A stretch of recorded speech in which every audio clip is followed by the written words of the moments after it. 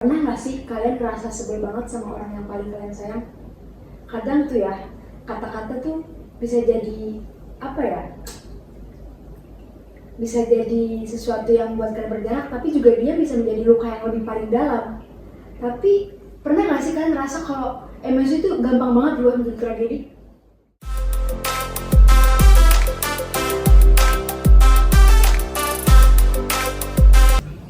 Assalamualaikum warahmatullahi wabarakatuh. Selamat datang di podcast kita semua, ngobrol santai tapi bermakna.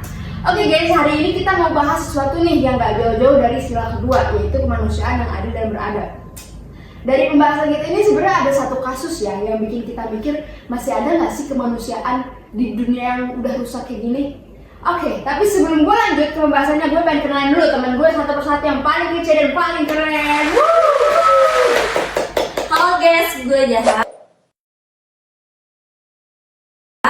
Gue orang yang paling sering nyuruh untuk orang-orang kontrol emosi. Tapi gue sendiri sekalinya kejebak macet aja udah pengen resign aja dari dunia. Sekarang. Hari kabar dah. Sabar. Halo guys, gue Tusha.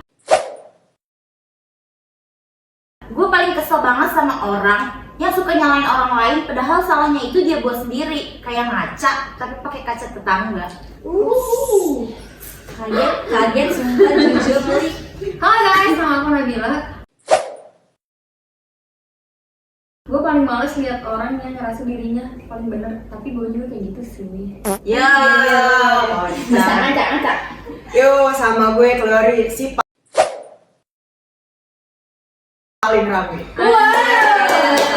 rame banget emang. Gue paling geli lihat orang yang so galak, tapi kalau disamperin sama tukang parkir, kok langsung kabur? Siapa tadi gitu? Oke guys, di sini gue juga sebagai host yang paling sabar dan paling waras di antara semuanya, Vera Basro, dan setelah ini kita akan lanjut ke pembahasan. Kalau ngomongin sila kedua sih intinya ya, kita diajarin buat memperlakukan semua manusia secara adil dan beradab. Yang artinya nih, dimana semua orang tuh dapat haknya untuk saling dihormati gitu.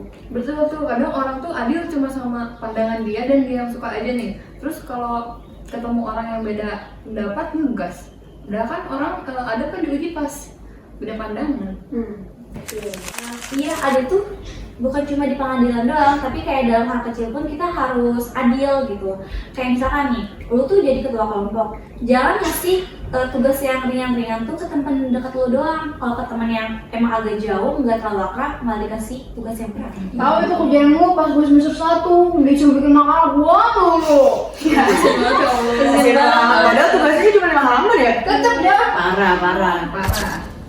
Oke guys, kita lanjut lagi ke hal yang lebih serius lagi. Ngomong-ngomong soal keadilan kemanusiaan, gue ingat ada satu kasus yang bikin kita mikir ulang nih soal kemanusiaan keadilan. Kasusnya nama orang itu Rifki Aziz Ramadan. Dia ini anak yang ngebunuh ibu kandungnya sendiri, coy. Maknya loh, yang lahirin loh. Gue tahu. Gila sih, ini tuh kasusnya lebih kriminal dari yang biasanya. Karena hubungan darah tuh seharusnya kuat gak sih? Kayak apa namanya? Kayak gini tuh masalah keluarga tuh wajar kan ya? Mungkin karena dia nyimpen luka batin juga kan ya. Nyimpen luka batin yang lama ke orang tuanya, yang sakit hati sama orang tuanya. Kadang itu juga jadi faktor utama gak sih yang bikin dia berani tega gitu. Iya, tapi ini tuh katanya awalnya tuh cuma karena cekcok masalah sepele, kayak misalkan dia tuh disuruh bersihin rumah atau gimana gitu, dan dia nggak terima sama hal itu, jadi dia cekcok sama ibunya tuh cekcok. Iya, itu tuh karena dia punya luka batin yang berlebih itu loh, jadi Yang nggak disembuhin.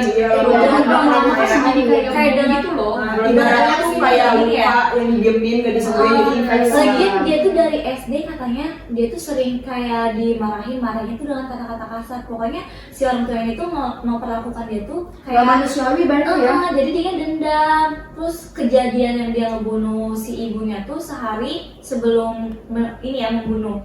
Itu dia ini katanya dituduh nilai usaha keluarga.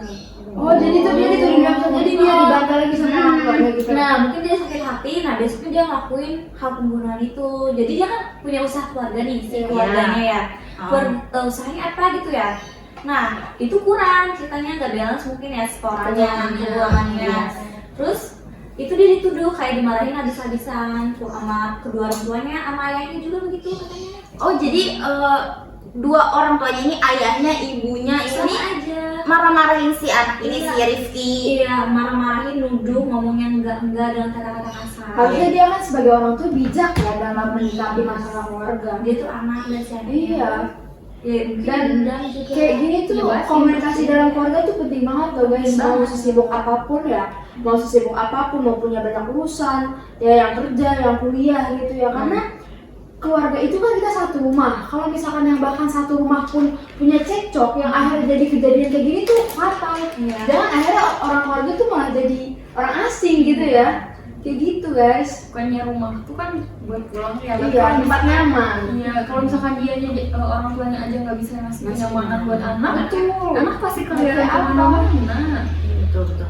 Mungkin pada saat anak ini stres, frustasi gitu ya, ketika orang tuanya tuh nggak bisa menerima dia dengan tangan terbuka, dengan baik, akhirnya dia pun salah pergaulan, ketemu teman-teman yang nggak baik gitu ya. Iya, Jadi Jadi itu kan kan, dia kemana-mana itu. iya betul tuh. Jadi dia benci juga kan, jadi udah ngelakuin hal yang emang di luar kendali dia. Iya. Karena sakit hati juga. Apalagi si Rifkinya ini sampai nyiapin 3 senjata tajam buat nusuk ibunya. Dia nusuk ibunya tuh sampai 43 tusukan, ya kan?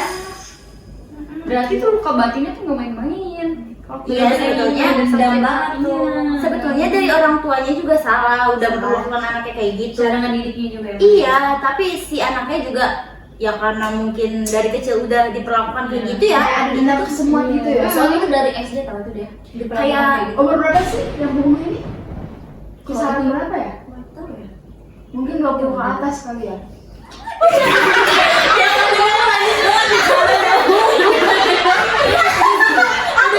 aku udah menghindari pertanyaan ini. Pas dia ngelakuin hal pembunuhan itu kayak ayahnya juga ngeliat, terus dia langsung kayak ini ngunciin ayahnya di kamar. Oh berarti pas dia ngebacok ibunya tuh Ayahnya udah udah kegep sama ayahnya? Nah, si ayahnya itu dikunciin di kamarnya, jadi si ayahnya juga udah kayak teriak-teriak, udah kayak misu-misu gitu ya, kayak minta tolong-tolong gitu. Terus pas itu dia udah ngunciin si ayahnya juga, dia udah sama nganiaya si ayahnya. Iya, Terus tapi udah tuh dikunciin. Nah, dia mungkin lebih dendam ke ibunya, ya udah dia ngelanjutin ini percobaan pembunuhan itu sampai ya udah sampai bunuh beneran ya, 43 tusukan, Boy. kalau ayahnya Iya, tuh terus. sama luka-luka juga dia. Berarti ya guys, jangan sampai masalah kayak gini tuh jadi di antara sekitaran kita. Jangan dinormalisasikan. Itu mau sejahat ibu atau orang tua kalian tuh kayak Betul, mereka tetap orang tua kalian. yang ngelahirin gitu, ngelahirin atau ngerawat kalian dari kecil. Sampai di umur kayak sekarang. Iya, kalau bisa nih, kalau orang tua kalian kayak gitu jahat sama kalian, maksudnya kayak bisa dibilang maaf orang tua kurang bener gitu ya. Iya. Nah, dari diri kalian sendiri harusnya sadar kalian nggak boleh ngikutin jejak orang tua kalian gitu. Mungkin kadang karena anak itu yang ngerasa pada saat kecil tuh ketika orang tua ngedidik dengan keras itu siksaan ya. Kadang Iya, anak dia merasa, bisa. tapi kadang ada juga anak yang merasa ketika dia udah dewasa, kalau orang tua gua nggak beginiin gua nggak bisa jadi apa-apa. Yes. Kadang ada yang kayak gitu. Ya gitu.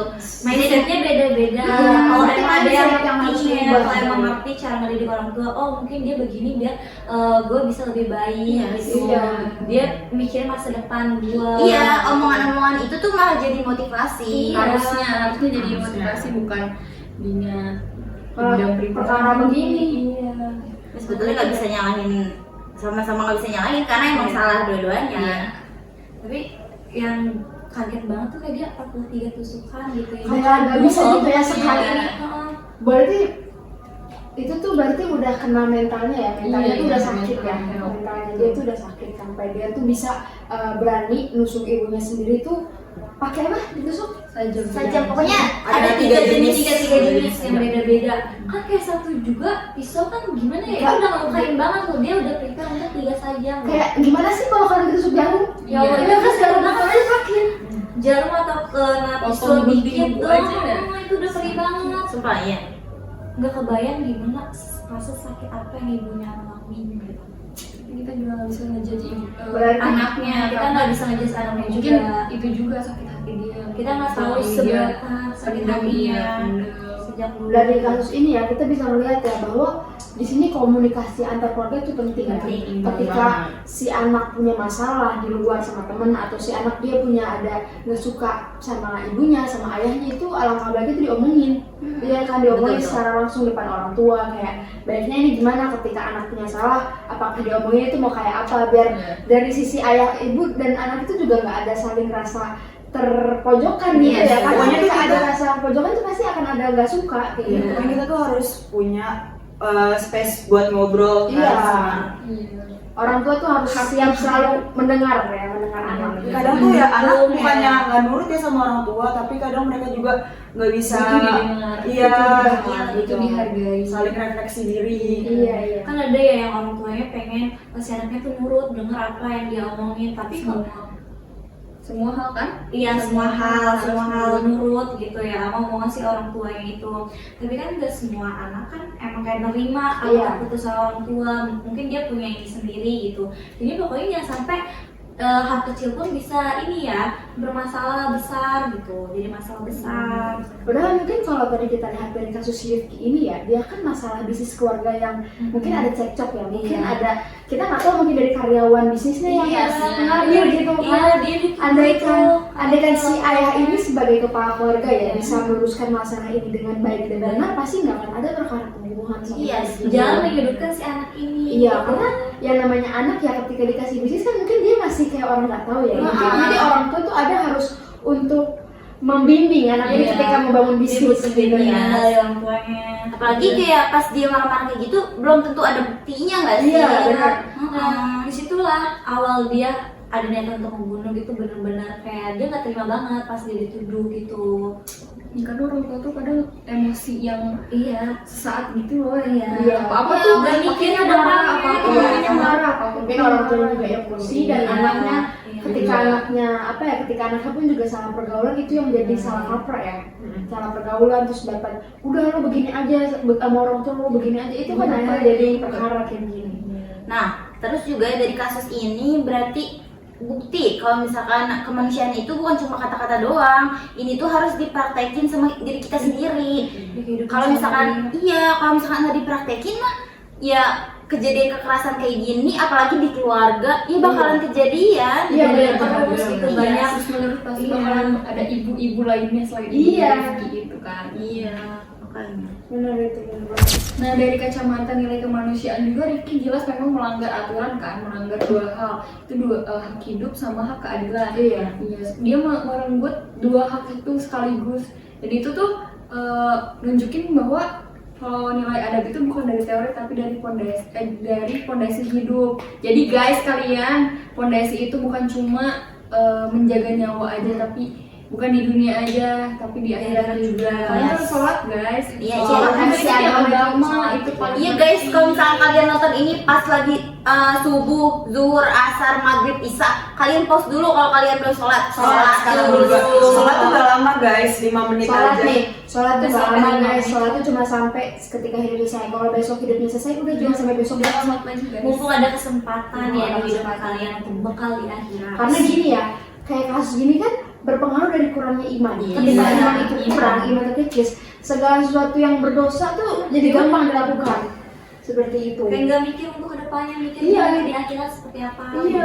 Pokoknya kalian sholat sebelum sholat. Tuh. Terus juga bukan ke ibu kandungnya doang nggak sih, kayak dampaknya juga ke keluarga besar, tetangga, kayak masyarakat sekitar. Iya. Kayak satu tindakan brutal doang gitu, Kayak satu tindakan kebayang gak sih bisa ketika ini. kita ngomong terus apa kata tetangga? Yes. Enggak jadi kan nanti banyak wartawan Iya. gimana, terus nanti tetangga ibu bagaimana ya tanggapannya, bagaimana tanggapan ibu terkait tetangga ibu yang gini. Iya. Kayak ngeri. Iya, kayak kalau misalkan nih, Dampaknya itu besar. ternyata si Rifki itu tetangga atau saudara si Viryal. Nanti ada orang lain ngomong gini, Viryal itu yang kemarin ngebunuh ibunya saudara kamu ya? Enggak akan si Viryal ngaku kalau si Rifki ini saudaranya, malu. Enggak loh. Nggak ada orang yang mau apa saudara tetangga sama orang yang pembunuh gitu. Nggak ada yang mau. sekaligus Kenapa si Rifki ya? ini memiliki dendam yang cukup kuat ya, maksudnya kayak dimarahin abis-abisan terus punya iya maksudnya dimarahin terus sering dikata-katain juga sama orang tuanya kayak gitu kan tetap salah aja kalau untuk pembunuh ya, maksudnya harusnya dibicarain aja baik-baik. Oh bisa nggak sih gitu ngomongnya Langsung baik-baik. baik aja gitu, maksudnya kalau misalnya dia mau ada salah ya ngomongnya baik-baik, jangan kayak lu tuh ya anak gak tau diri kayak anjir gitu-gitu. Anak kan juga pasti punya hati, anak juga punya pikiran. hati. Dan sebenarnya ya dari kasus ini kan si Rifki ini dia kan sebagai anak laki-laki yang ngebunuh ibunya ya.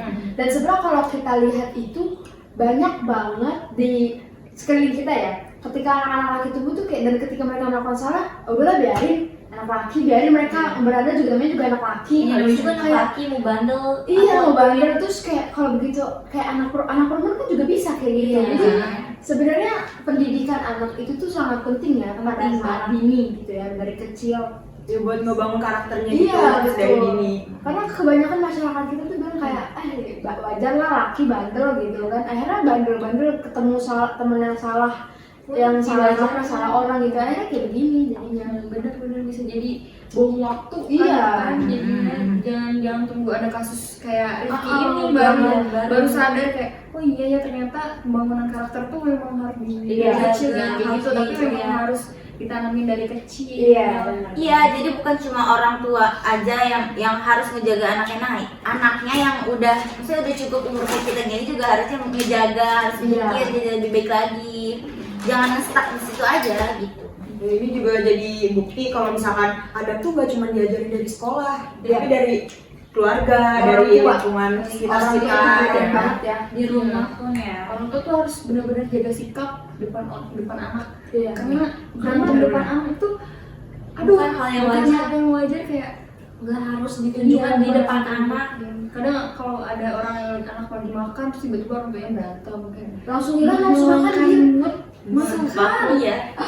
Kadang ya bahkan kita remaja pun ya umur segini ya kita melihat orang tua kita ada cekcok, kita pun Kesel. sedih. Sedih, Anak kecil ya, anak gitu kecil gitu ya, perasaan kita tuh. yang masih tahu lah Iya, kita kalau nggak bisa apa ngerasain perasaannya si anak kecil itu gimana. kayak gitu. Akhirnya jadi ya begini deh. Iya, bisa jadi itu membekas sampai dia dewasa, Iya. berputar di kepalanya. Gue yakin banget deh, semua orang pasti pernah kesel sama keluarganya sendiri. Jelas. Iya. Jelas itu mah. gue juga sih pernah. Tapi perbedaan kita sebagai manusia beradab itu ya di cara kita buat ngerespon emosi. Iya. Kalau gue sih biasanya kayak diem dulu ya. Kalau gue lagi emosi ataupun marah, kayak daripada gue ngomong kasar, ngeluarin kata-kata yang nyakitin, yang bikin sakit hati orang, dendam atau benci sama gue, lebih baik gue ngurung di kamar sih ya. Gak makan lu. Introvert. Otomatis refleks jadi introvert. Gacoan kali malam-malam. Tapi beda nih kalau gue kalau misalkan lagi kesel atau gimana, gue lebih milih buat nulis unek-unek gue gitu. Kalau nggak di notes HP, kalau nggak di buku. Gue tuh punya buku, gue sering nulis puisi coy. Oh my god. Gue kisah Gak guys, intinya sih ya marah itu manusiawi. Iya. Tapi kekerasan itu pilihan. Jadi kita bisa buat nggak nyakitin siapapun secara fisik ataupun emosional, karena nyakitin fisik atau fisik tuh kan kelihatan ya kalau misalnya dipukul tuh ada lubangnya. Tapi kalau nyakitinnya udah ke hati tuh Membekas. sakit banget. Nggak kelihatan tapi tahun-tahun bisa bertahun-tahun si orang itu. Ngingetnya tuh Iya, sakit gitu. Ngelupainnya sakit banget. Karena kalau luka di tangan ya luka fisik hilang seiring berjalannya waktu. Tapi kalau luka batin nggak akan hilang. Iya, kalau Kalau fisik tuh umur bisa sampai diobati. Dia tua pun Iya. kayak ketemu orang itu, dia dulu pernah ngomong ini gitu, Iya, ya, iya. bikin sakit hati gue. Sobat Butit ya. Bener-bener. Gitu Kadang ya, gitu nah. kadang ya marah itu emang perlu karena Iya. kalau misalkan semakin dipendam, ntar lama-lama malah bikin depresi. Iya. Gila anjir. Iya, Iya. benar. Terus kayak boleh marah tapi jangan pakai kekerasan. Kekerasan itu pilihan. Iya. Tadi Kekerasan itu itu bilang pilihan, kan. ya. Benar banget itu. Terus nih ya, kalau misalkan menurut kalian nih, dari kasusnya si Rifki ini, cara yang efektif, yang berhasil membuat anak tuh sehingga nggak ada apa ya, ketika dia emosi nggak ada pilihan untuk melakukan kekerasan. Dan tadi kita bilang kan marah itu boleh, tapi kekerasan pada orang itu pilihan.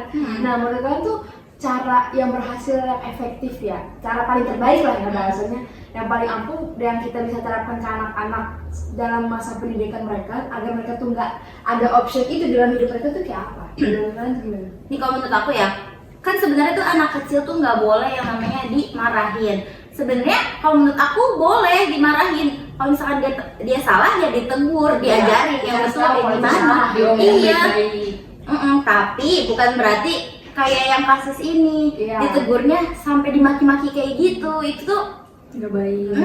Jangan sampai si orang tuanya tuh ngeluarin kata-kata kasar Apalagi kalau malah depan orang lain ya. Malu bikin malu-maluin diri gitu. Iya, Kadang sakit hatinya. iya, banyak orang tua yang selalu membandingkan anaknya sama Iya,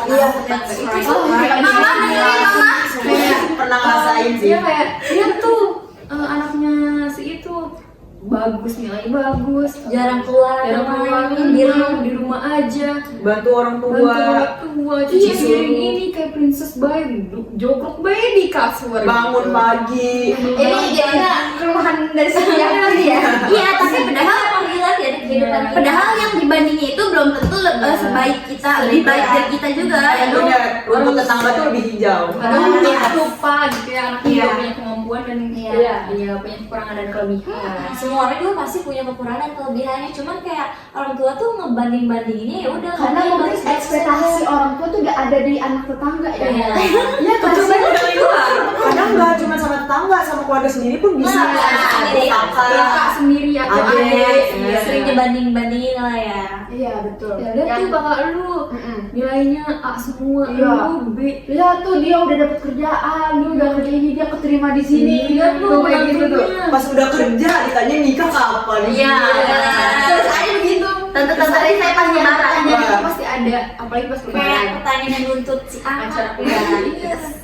Terus Jadi- itu yang bikin anak jadi kayak aduh sakit hati banget dah gue gitu. Gue bingung harus apa, ini gue dituntut ini, ditagi ini, ditagi ini gitu. Gue udah se-perfect ini, Iya. gitu maksudnya kayak Kayak udah selalu berusaha salah. ya, berusaha untuk Wajar nggak sih kalau anak tuh selalu mikir kayak kayaknya gue selalu salah di mata orang. Iya pasti. Pasti.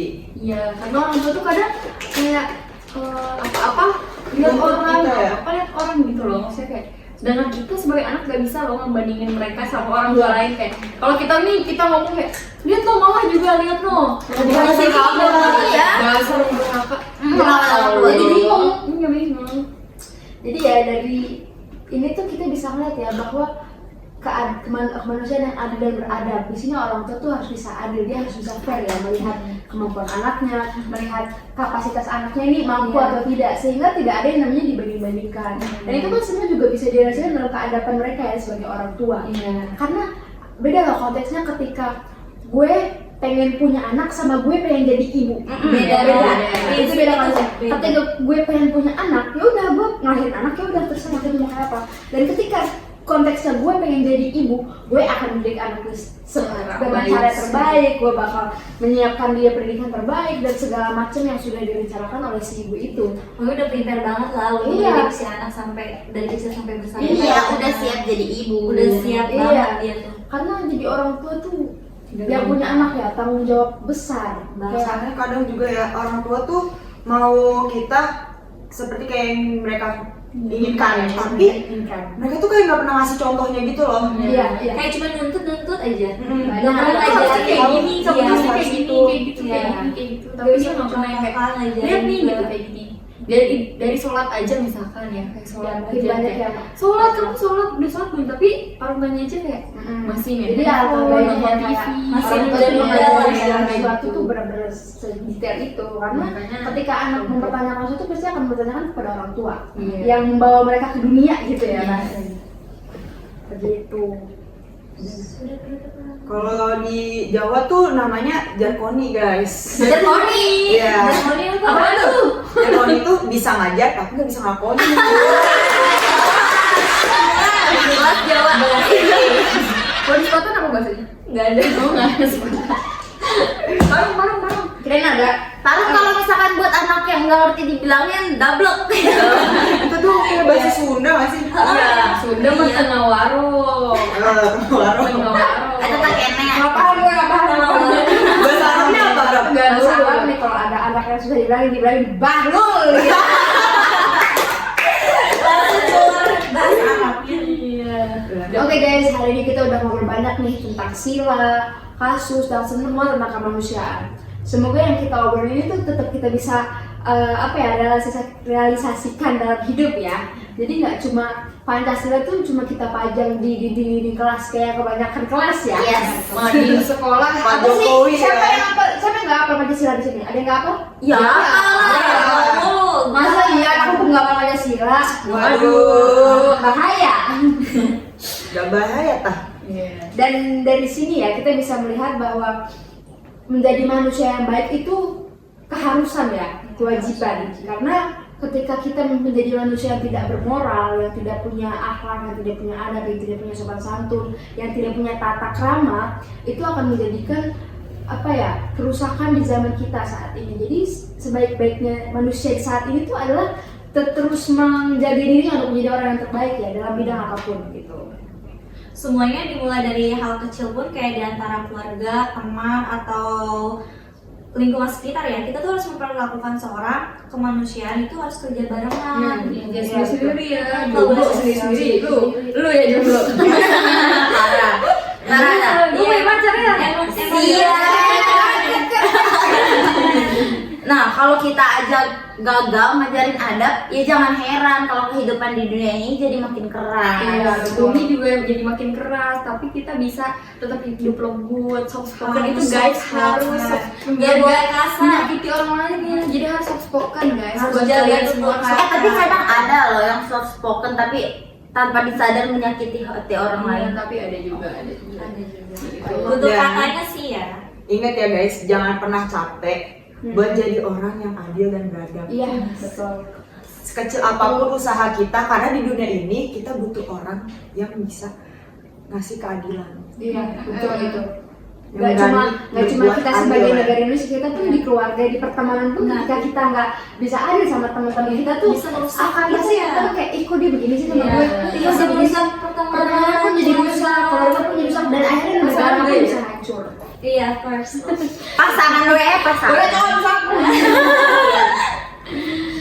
Jadi makasih banyak ya buat teman-teman yang udah nontonin cerita kita hari ini, podcast kita hari ini yang berjudul tentang kemanusiaan yang adil dan beradab ya. Yes. Semoga dari cerita yang bisa kita bawakan ini tuh bermanfaat ya dan bisa kita realisasikan dalam hidup kita gitu kan. Amin. Buat kalian yang nonton jangan lupa di subscribe, di komen, dan di share kepada teman-teman dan semua saudara-saudara kalian agar kemanusiaan dan adil dan beradab tetap merata di negara kita Indonesia tercinta. Cukup sekian podcast kita hari ini. Kurang lebihnya mohon dimaafkan. Wassalamualaikum warahmatullahi wabarakatuh.